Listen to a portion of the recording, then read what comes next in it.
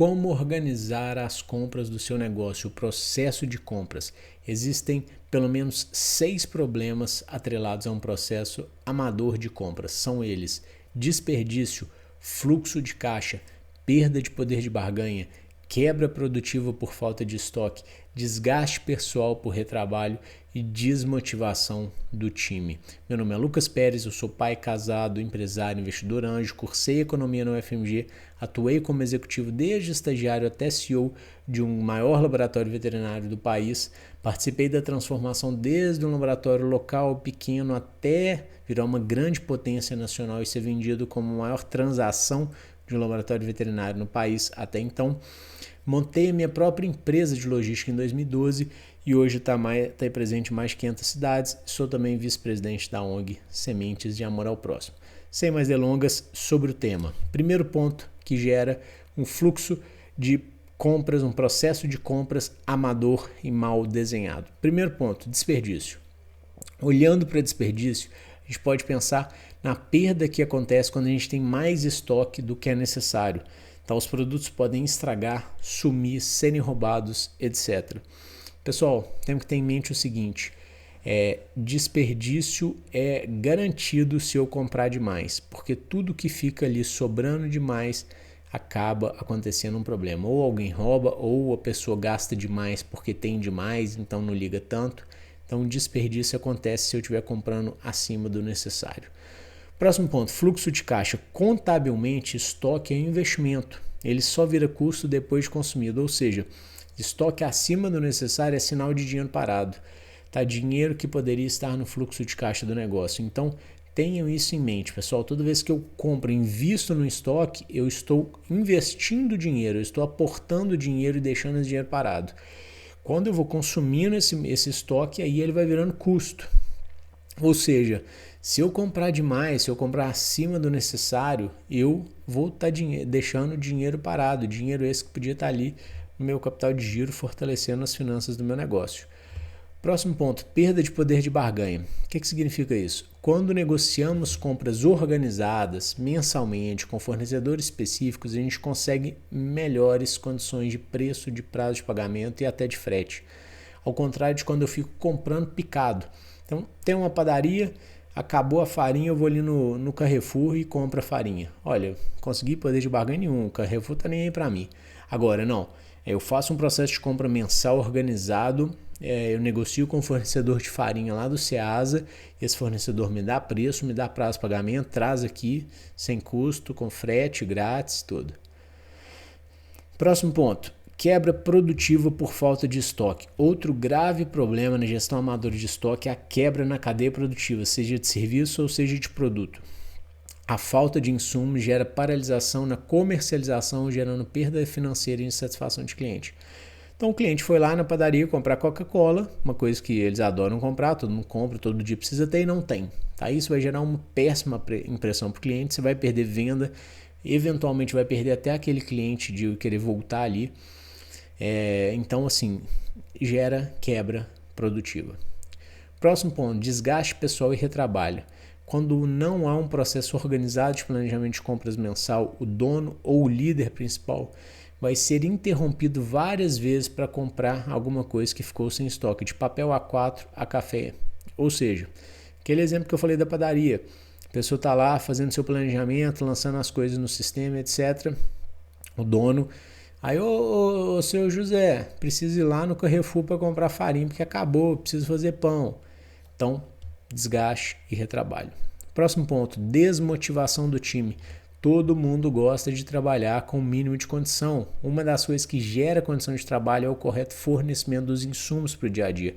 A pessoa não poder imprimir um papel porque não tem cartucho na impressora é desanimador e desmotiva as pessoas. Como resolver? Existem duas formas, mas eu posso ensinar que eu uso. Existem várias formas, desculpa, mas eu vou ensinar o que eu uso há mais de 15 anos. Já usei lá no laboratório que tinha mais de 1000 insumos e vários deles tinham alto valor agregado, eram insumos importados muitas vezes, super técnicos, super raros e mesmo assim funcionava. E hoje também eu uso atendendo mais de 50 hubs nas mais de 500 cidades. Ele se chama Previsão Mensal de Consumo, ou PMC. Como o nome diz, a PMC organiza as compras mensalmente. Então, ela cria um marco de compra mensal, uma organização para que aconteça uma vez no mês só as compras para serem consumidas no próximo mês. Então, a cada mês eu faço o planejamento do que vai ser comprado para consumo no próximo mês.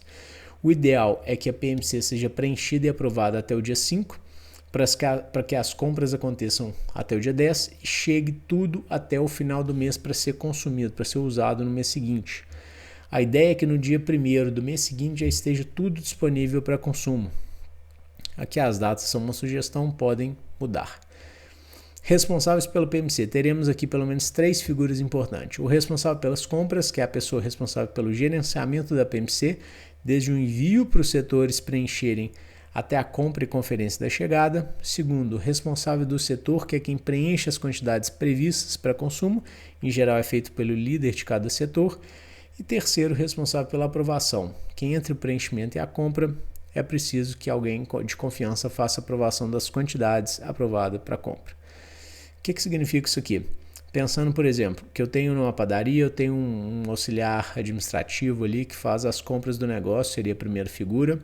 Essa pessoa vai, por exemplo, imprimir ali a PMC, passar essa PMC para o padeiro líder, por exemplo, preencher as quantidades que vão ser consumidas previstas no próximo mês.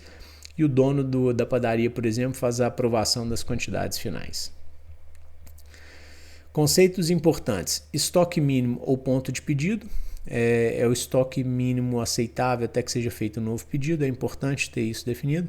Estoque padrão é o estoque mensal médio do item. Floor stock é o estoque disponível no setor, já deu saída no almoxarifado. O modelo básico da PMC é a sugestão de colunas para serem incluídas numa planilhinha de PMC. Qual que é o produto? Fornecedor principal, último preço pago, estoque mínimo, estoque padrão, saldo atual em estoque, que está no almoxarifado, saldo atual em floor stock, quantidade sugerida de compra, quantidade aprovada para compra. Deixa eu explicar aqui melhor sobre esse floor stock.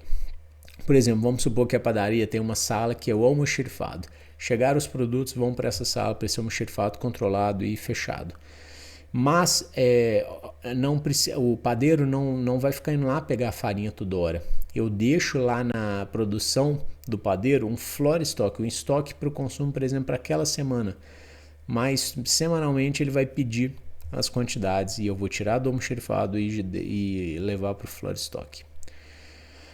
Plano de ação, como eu faria? Crie sua planilha de PMC ou use um software para isso, defina os responsáveis, treine os responsáveis, inicie a primeira PMC e faça os ajustes necessários. Resumão, a PMC evita desperdício de tempo e dinheiro, a PMC evita desgaste no time, a PMC é mais uma forma de gerar previsibilidade e organização e ela poupa tempo dos donos. Aqui eu tenho um fluxogramazinho simples sobre a PMC, envio da PMC, preenchimento, aprovação, compra, conferência da chegada e envio do pedido de compra é antes, depois a conferência da chegada. RSM pode ser usado também se fizer sentido, principalmente em empresa que já está começando a crescer, que é o quê? A PMC compra os produtos chegam e vão para o almoxarifado. E a RSM, que é a requisição setorial de material, ela vai ser usada para poder pedir para a pessoa do almoxarifado o material para ser consumido. Então, por exemplo, eu pedi lá 10 kg de farinha para eu consumir num mês, 2,5 kg por semana. Então, toda uma vez por semana eu vou enviar uma RSM, vou preencher uma RSM para que a pessoa do almoxarifado entregue para o meu setor 2,5 kg de farinha. Tá? A minha missão com a E-Líder é ajudar 20 mil pequenas empresas que faturam até 4.800.000 a atingirem um médio porte acima de 4.800.000 e passarem dos fatídicos 5 anos. Por que 20 mil empresas? Porque representam 1% das empresas que quebraram em 2023, segundo o IBGE, e eu coloquei como missão aqui do E-Líder reduzir em 1% a quebra das empresas, focado especialmente nas pequenas empresas no Brasil. Eu quero ajudar a elas na jornada de virarem médias empresas fortes, robustas, passarem dos 5 anos e fazerem acontecer. Para isso eu preciso da sua ajuda. Se inscreva no canal, compartilhe e ajude a cumprir essa missão. Até a próxima.